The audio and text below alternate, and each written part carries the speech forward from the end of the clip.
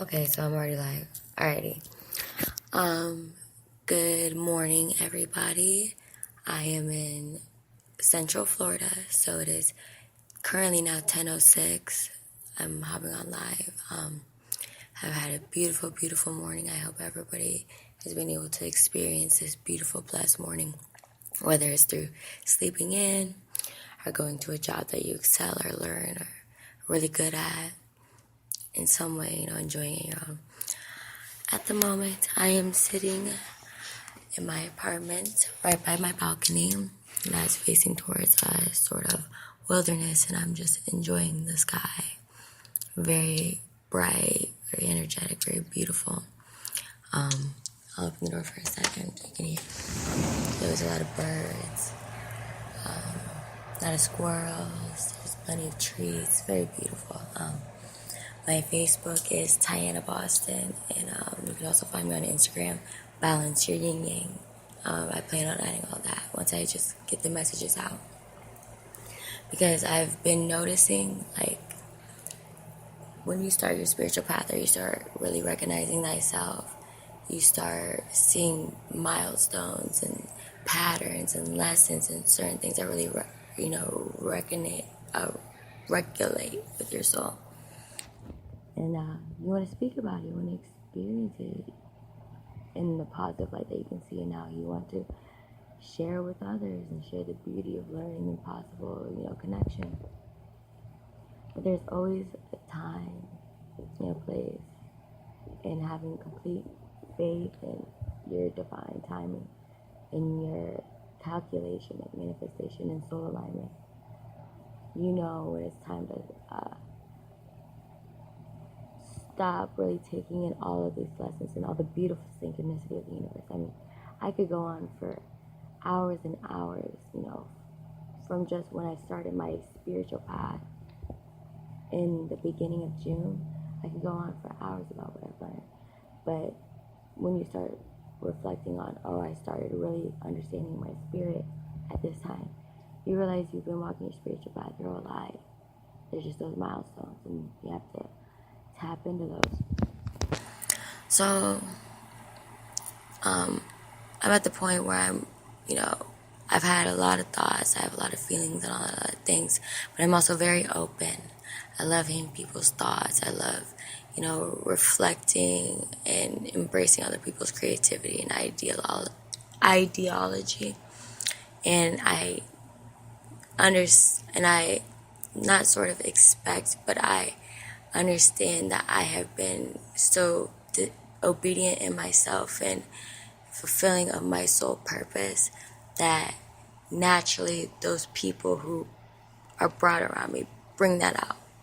Bring out the conversations, the accepting, the being able to look at oneself without having to point fingers too hard, because they understand they have to look at themselves, all the hard lessons that are hard, that most society have difficult time doing, but we know we have to do. They're just very willing. It's very soul feeding. And you don't have to exactly bask in it, but you have to live and experience it, see it happen over and over, and not like, here's a check off because I learned something and it proved me right this time because I did everything I was supposed to. No, for a long time it is trial and error, but it comes to the point where there's more of a balance of compare and contrast and cause and effect, straight cause and effect, and you're just in alignment with yourself and your knowing. So you don't need to even test yourself. You don't even need to, humor it in a harmful soul way. You can humor a lot of things and accept a lot of people for different reasons. The souls are very complex, very, very easy but hard things to understand, because it's really just understanding your own. And I just realized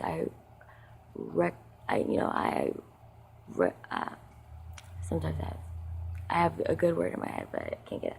I regulate and I correspond with people who have very different ideologies and are very strong in themselves, but they're so,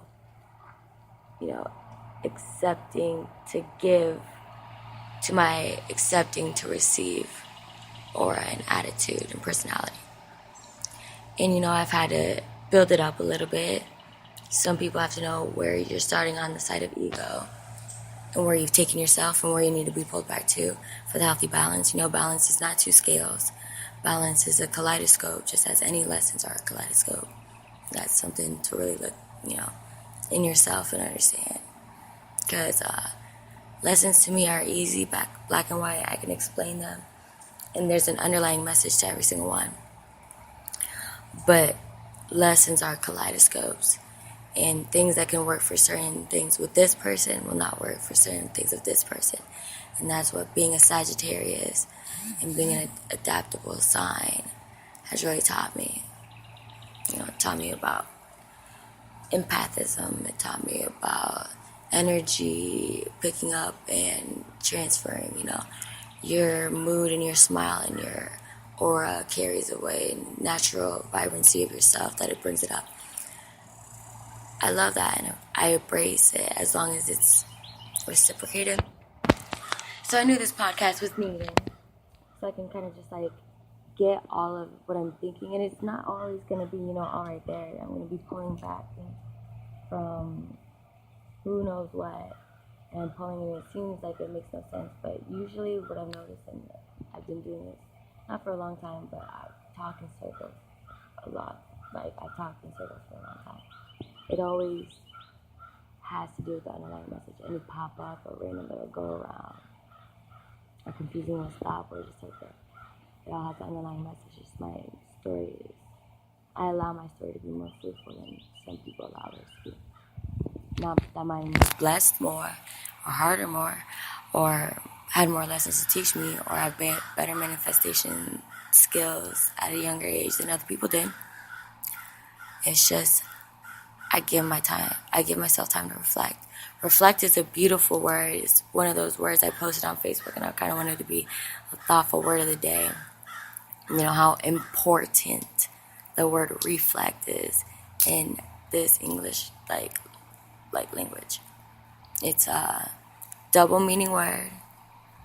So you get reflection in a mirror, and one of the basics where you gotta start is understanding that everything is a perception, everything is a mirror, everything is a one of my great people I refer back to, her name is Lena Ashley, very, very inspirational.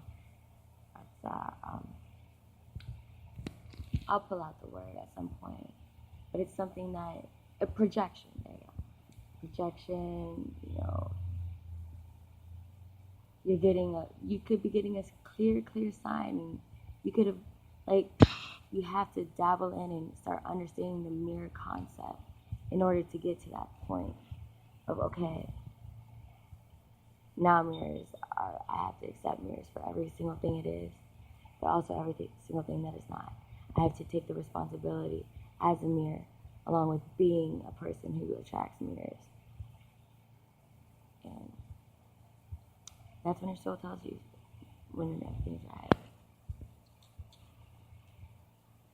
Your soul tells you, I'm reflecting on pain, anger, things I've caused on myself, things that have been caused upon me, things when I was a victim, but looked at victimism in a different light, in ways that I didn't play victim because I totally knew I caused everything, but I still made that one decision that led on to a domino effect.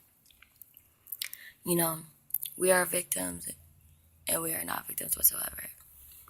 We are victims of beauty and natural law, and being born under certain moon stars and everything that makes an alignment to you. We're victims of synchronicity and divine timing and universal abundance. But I never choose to be a victim of circumstances. Outwardly, I look at it, let me explain it, outward forces or outward energy, because it's not the whole entire outward as a whole. There's only one part of it that's holding back, and not able to allow you to connect with it.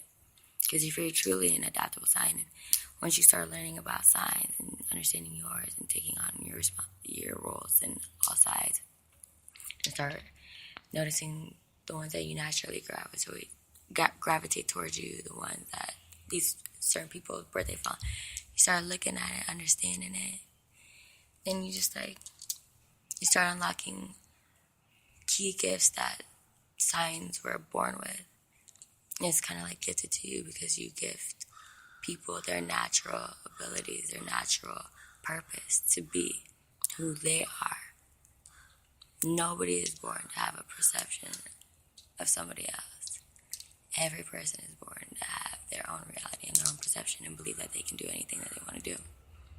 Because you just gave your first breath, no matter what. So we're going to go from there. That was a building process then. When you were a baby, you weren't beating yourself up that you weren't crawling yet. When you were born, you realize, wow, I'm in this moment. I'm the perfect representation that I could be of this moment right now. And when you start becoming conscious of thyself, so therefore thyself is thy outward, and thy outward aura, you start saying, oh, well, shit,